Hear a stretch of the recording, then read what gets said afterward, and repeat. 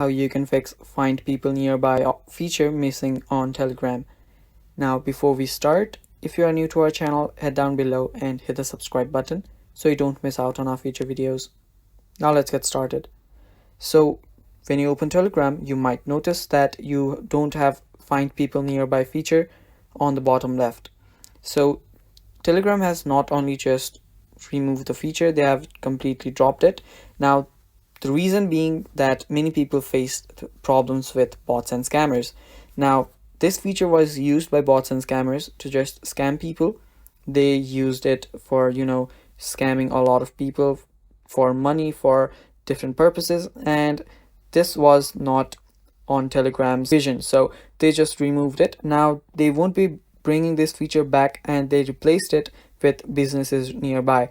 Now this feature only works for legitimate business, and this feature will be available after the new update. So all you need to do is just wait for it, and you will get this new feature instead of the find people nearby feature. So yeah, that is basically it, guys.